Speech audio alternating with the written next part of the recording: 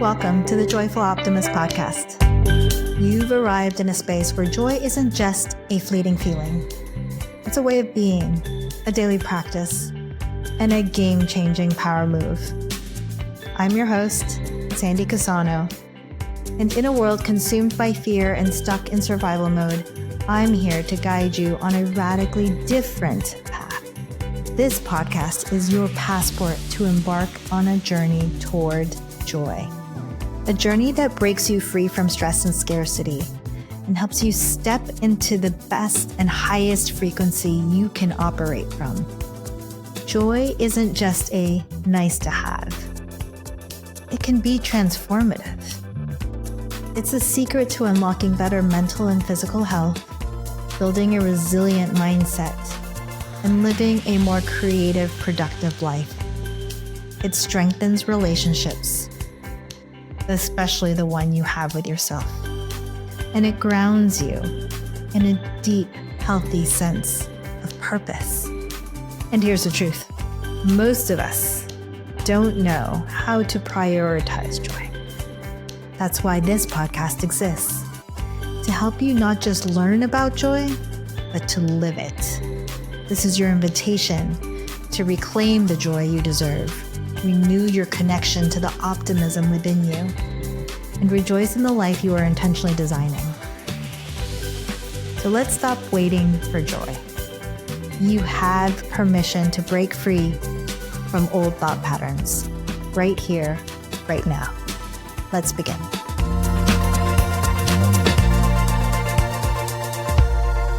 Hey, welcome to the Joyful Optimist podcast. I'm your host, Sandy Casano, and I'm here to help you reclaim your joy, align with your true self, and build a life you love. Now, it's January and the season of resolutions and goal setting. But let me ask you this. What if your goals didn't feel like a chore? What if, instead of feeling like you should achieve something, your goals actually sparked joy? Right? Sounds refreshing. So let's think about this. Today, we're kicking off with a powerful shift. Setting goals rooted in joy and intention rather than fear and obligation. Trust me, it'll change the way you approach everything from your career to your personal life. So let's dive in. First, let's talk about why traditional goal setting often misses the mark.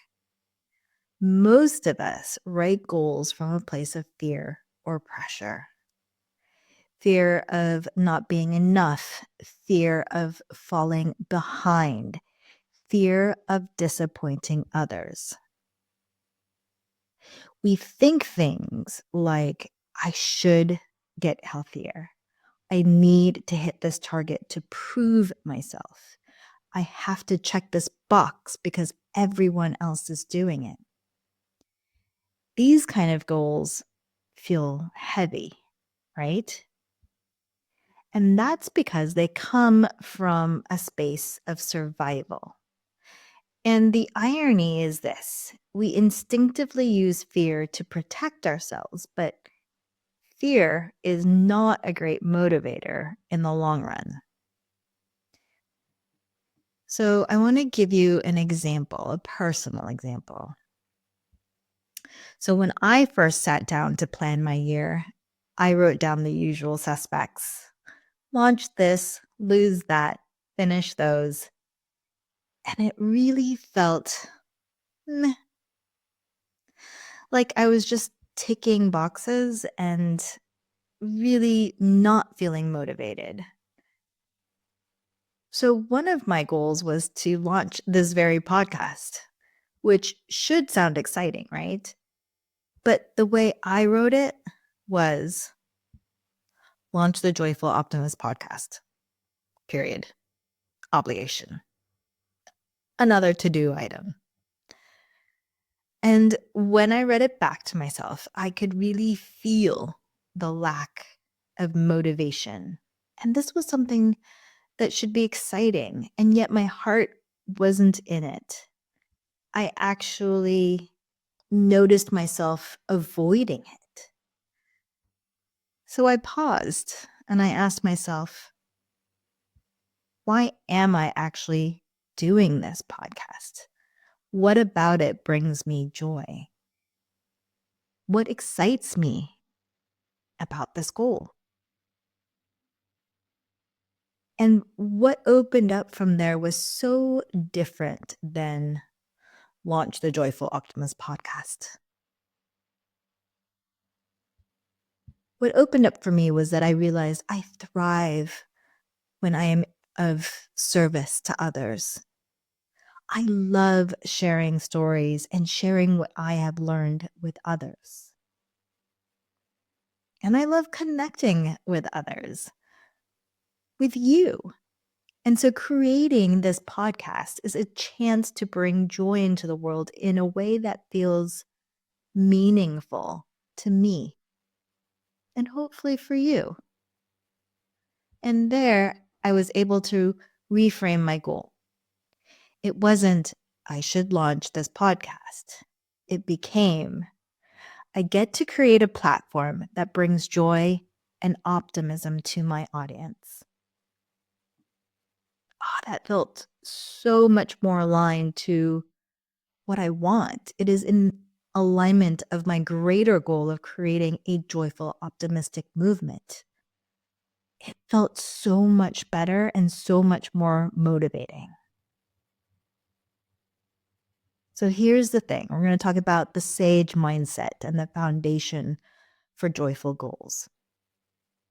Before we jump into the framework, there's an important step we can't skip, and I call it getting into SAGE mindset.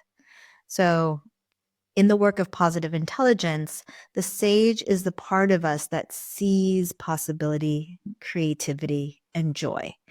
It's the exact opposite of when we are in survival mode, which is where fear and obligation live. So I will get into the science behind joy in later episodes, but laying a small bit of the foundation here for you that there is a part of the brain that you want to be in when setting goals, which is your PFC, your prefrontal cortex. And why is this important? It's because your PFC is where you're capable of making executive decisions. It is where you can spark your creativity, where you are most agile in your thinking, versus your survival brain, where your amygdala is, where your main priority and function is to, you probably guessed it, survive, just plainly survive. So getting into your SAGE mindset is really critical when setting goals because it allows your whole self, your mind, your heart, your thoughts, your body, to operate from a place of clarity and creativity. So how do you do it? It could be something deep like a 12-minute meditation, at least 12 minutes. It could be longer. Or something simple like listening to your favorite music, stepping outside for fresh air, or even just taking a moment to express gratitude. For me, drinking my hot water and just focusing on the sensations of this one act. So here is my water bottle. And this one act where the temperature of the water as it enters my body, how the cup feels in my hand, the smoothness, the texture, the sound of my breath between sips.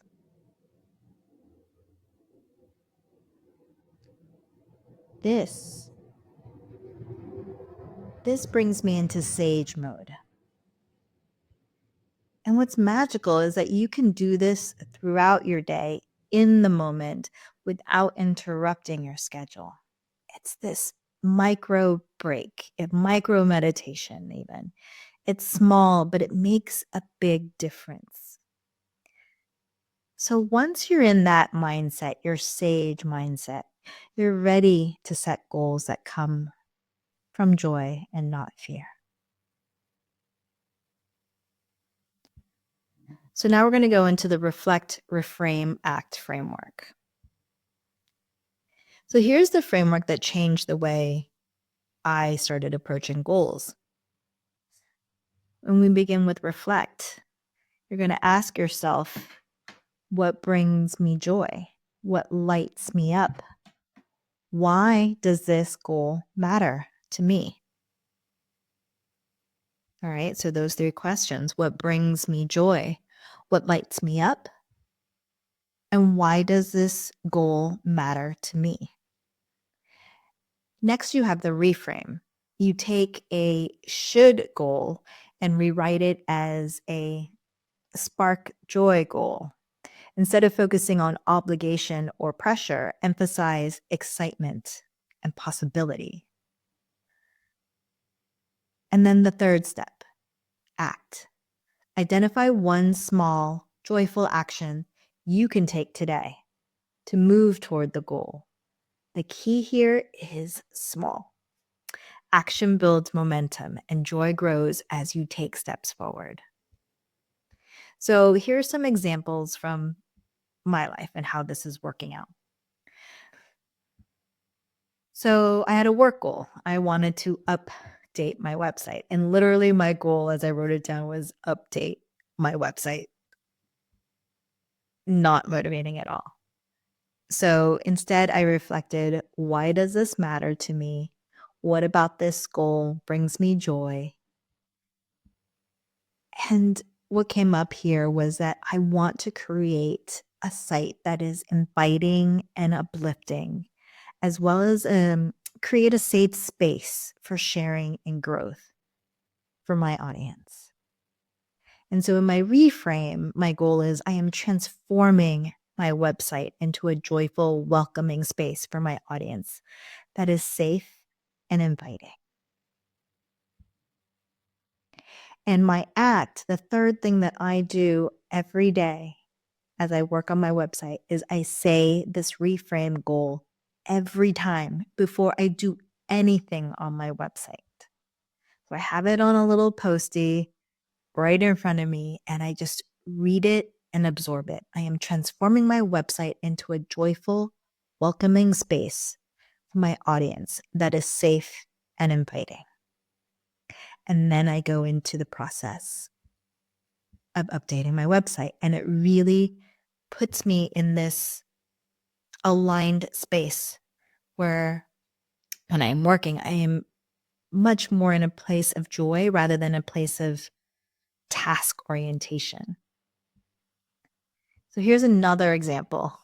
This one probably will sound familiar, but let's take the classic health goal. I need to lose X pounds. I have been saying I need to lose 10 pounds for as long as I can remember, just forever. It's the same goal every year. And guess what? The needle doesn't move. And what's the definition of insanity? Doing the same thing over and over and expecting different results. Like, I have come to realize I've been setting this goal for myself and I'm not making a dent in it. And it's it's a chore. It has constantly and it always felt like a joy. A chore, sorry, not a joy. Opposite of joy. So here again, taking the step 1, reflect, asking myself, what about this actually brings me joy? What if I were to achieve my outcome? And even in the process, what about this goal brings me joy? What is exciting for me? And so instead, I asked myself, what would make me feel more alive? What would waken up this goal for me? And it was honestly this understanding, a deeper understanding that I wanted to feel lighter and stronger. I wanted to add years to my life because recently I learned that for every minute of exercise, you can add up to 5 minutes to your lifespan. So instead of setting a goal where I'm losing something, I realize I could set a goal where I'm gaining more life. Um, and yeah, that's a cheat code for more joyful living, right? More life. So in the reframe, I rewrote this goal in a way that lights me up. So instead of lose 10 pounds, I wrote, I get to feel stronger and more alive every day by moving my body joyfully. And the act that I take, the small act that I take every day is that I put my hand on my heart and take 10 breaths and feel 10 heartbeats and express gratitude for the body that I have before every workout, whatever the size, 5 minutes, 30 minutes. This comes into practice. Oh, and then what I do is I also stack on what I get to what, and I stack on this reward. So I get to watch some of my favorite shows only while I'm on the treadmill. So for me, it's Antique Roadshow, Anthony Bourdain's No Reservations, and some Jamie Oliver cooking shows. But for you, it could be totally different. But these small actions matter, right? And joy really builds momentum. So injecting joy into my workout really helps me and motivates me to keep going every day. And the last example I want to share with you is just a personal one because, our lives are multidimensional, right? So we have goals that kind of surround and fulfill our lives in many ways. So my personal goal is that, well, I'm getting married, right? In March. And when you listen to my goal, and this might sound familiar to those of you who have done this before or will be doing this, but I literally wrote, plan my wedding. Ugh, it sounds so dead end, plan my wedding. And so again, I reflect what fills my heart about this. What do I want to feel? And why does this matter? And it recentered me to understand that it's not about planning my wedding. It's about celebrating love with my love in a magical place that's surrounded in beauty, like Hawaii. So in the reframe, my goal is I'm preparing a day filled with love, joy, and beauty to celebrate our story. And so my act, as I activate into my goal, I ask myself the question, does this make me feel in love and in joy when I am doing any part of my planning? And I also created a vision board. So I took some time to create a vision board of what I wanted to experience and see and give me visual cues rather than work off a checklist. All right. So here's the takeaway and challenge for you. So now it's your turn. Here's your challenge. Pick one goal you've written for the year and use the reflect, reframe, act framework. And I'm just going to repeat it here for you with reflect. You're going to ask yourself the questions, what brings me joy about this goal? Why does it matter? Why is this important? And in the reframe, you're going to write it as a spark joy goal versus a should goal. So asking yourself, how can I reframe it to spark excitement within myself? And then in the act, you're going to identify one small joyful step that you can take toward that goal today. What small joyful action can I take today to move closer to my goal? If you want to dive deeper into the process of goal setting, you can come to my website, joyfuloptimist.com, and download my authentically aligned workbook. It will help you identify goals that are more value-based than obligation-based. It's packed with exercises to help you set goals that feel energizing and meaningful to you. And if this episode resonated with you, leave me a comment or question. I'd love to hear from you. I also invite you to join my community at joyfuloptimist.com/community, which is the best way to find me and stay connected.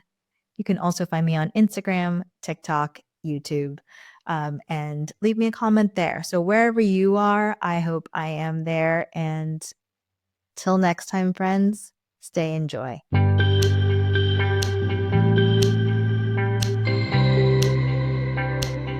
Thanks so much for being here. Sharing this space with you truly sparks my joy and fills me with deep gratitude and purpose. If today's episode spoke to you, I'm asking you to like, subscribe, and share it with someone who could use a little more joy in their life. Your support helps us spread this message and create ripples of optimism far and wide.